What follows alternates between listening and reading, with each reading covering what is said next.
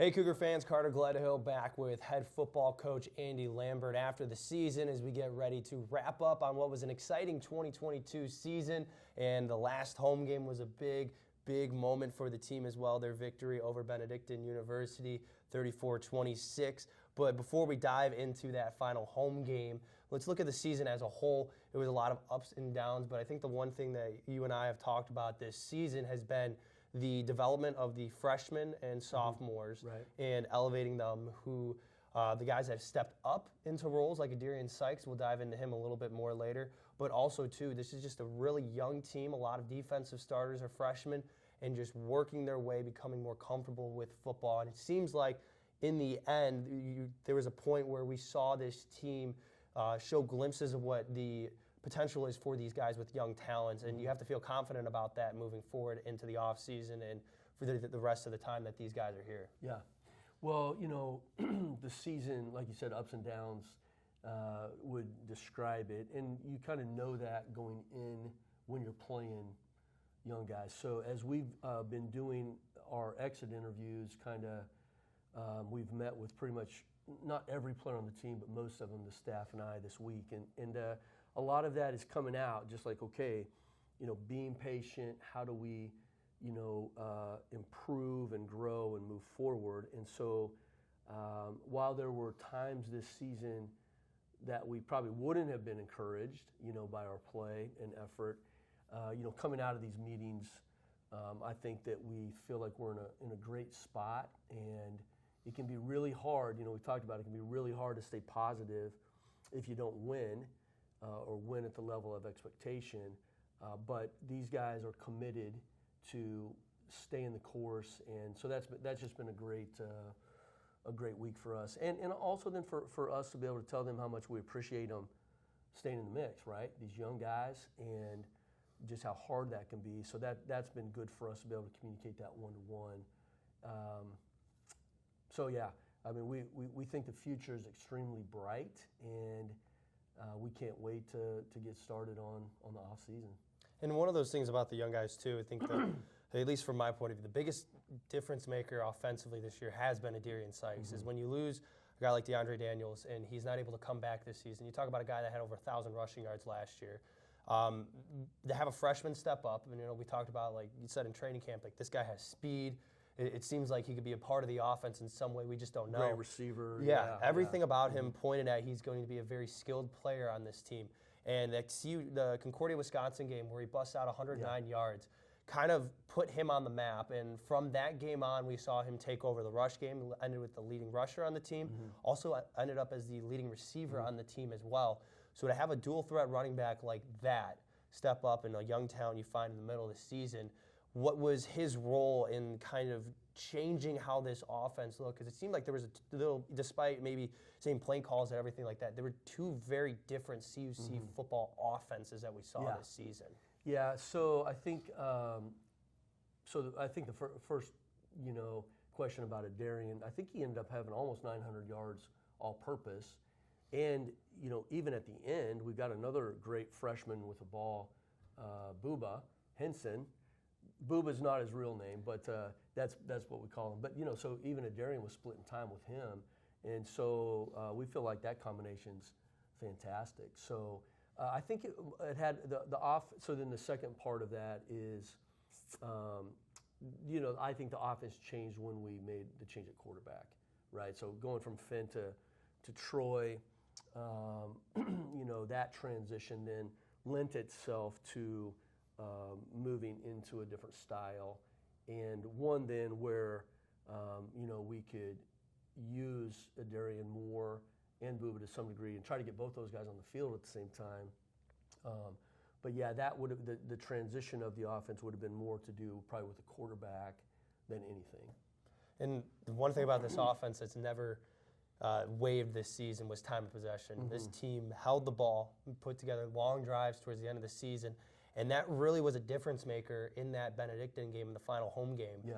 And it started early where you were able to force, you know, the 5-play quick turnover, and they were able to get off the field. But you score on your first drive, and you score on the second drive, so you go up. And by the end of the first quarter, we look up at the scoreboard, it's 20-0. And, there are a lot of people that probably wouldn't have expected that out of your team against a really tough Benedictine team in the final home game at home. But it seemed like there was something about that team in the first quarter that there was no doubt about it that they were going to win that game. And what was it, though, in that first quarter that you saw from your team that was the signal for you that said, all right, this team came ready to play, unlike we've seen this year, compared to other opponents like that? Well, I think, it's probably not just one thing, I think in a lot of games we'll come out ready to play, and then we don't perform early, so then that takes away from our energy, right? So in that game, we get a stop, we score, get a stop, score, block a punt, and we really stayed in the mix. The second half we didn't play very well on offense, but I think the defense had enough momentum to kind of withstand that fourth quarter where we really couldn't make a first down. And so a lot of that I think had to do, and we're getting some of this information too in our meetings with guys, right? What was the difference? How do you, what do you attribute that game and the energy and staying at it for so long under some tough conditions? So I think one of that is starting fast, right? We played a really nice first half against St. Norbert, which is crazy because the score, got out of control in the third. But the difference then between Benedictine and St. Norbert is the offense did not punch it in. And we get it down to the 4 on our first drive against St. Norbert. And so, that game at halftime could have been 14-7, 17-14, whatever. So that was one. And then the second is just, giving up big, explosive plays that on defense, which can be so deflating, right? So getting inside the 10 and not scoring, that's crazy deflating to a team. And then also giving up these chunk plays, particularly if they go for a touchdown. And that was really kind of the story of our season. If you look back at all the games, I know we're talking about Benny, but that's been the story of the team, is that we just were not able to finish inside the 40 or 30, and then the defense just giving up these explosives. So. Anyway, going back to the Benedictine game, I think that's what we were able to do, is not give those up and score when we had a chance to get down in there. And I think that was a big reason why we were able to keep that energy through the fourth quarter. When you look at the second half, too, you had the block punt and then the scoop and score. Brendan Baugh scored that. And the special teams unit for your team has been unreal in that second part of the season. It seemed like they were scoring a touchdown every way possible. And I know we talked about it after the Rockford game, at least. This is a team that would be a top 5 fantasy football defense if they were able to do that for the NAC conference. And it was just something about this special teams unit that there was always a chance. They were always making a play if they could. But especially in that Benedictine game where we saw the turnover with the block punt and it led to the touchdown. But then the defense stepping up in the fourth quarter, 4 consecutive stops. We talk about the fumble as well. There was something about that defense that was relentless, and it was really highlighted there in that last game, because I know we talked about it earlier in the season. This team is relentless, especially the defensive side. But you had guys like, you're all-conference players that just announced today, actually. Go check out CUC Cougars. You get to see the announcement. Julian Ramirez, first team. Then we had Martin Agbo as well, second team. Trayvon Thomas, second team. Brendan Baugh, honorable mention. Those guys who you expect a big playmakers stepped up in those big moments and made plays. And it was one of those moments, especially for this season, where it felt like that's exactly what you're building up for, and you have those big-time players and the big-time moments. And on the sideline, when you were watching that and you see stop after stop, how do you feel as a coach, but also knowing, too, that that's the work that we've talked about with Lamont Butler and the special teams coordinator, Sevi, too. Those two guys that have really helped this team keep momentum on their side when it has been difficult at times. I mean, the staff is, we're only going to be as good as our staff. And they've been fantastically energized and positive, so how we get that then relayed down, and infused into the team. That's really the work of our days during the season, and that's what we're trying to do.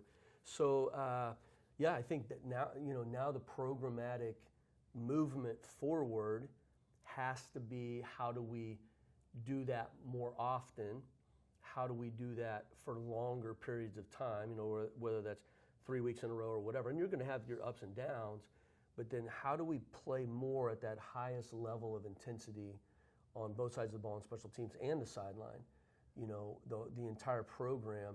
So that's the next step, right? We know we can do it. We even talked about it after the first game of the season against Chicago, where that's what a kind of a college football game feels like. You stay in it the whole time, and you got a chance to win with 8 or 6 minutes left in the fourth quarter. And so we just have to be able to continue to keep guys around who can do that and are willing to do it, and recruit guys coming into the program in this next class who can do it and are willing to do it, because it's just not for everybody, right? It takes a unique kind of spirit to bring that kind of intensity and energy every day, regardless of the circumstances. And we've talked a lot about that, over the year. Well, one final question for you as well as we look back on the season.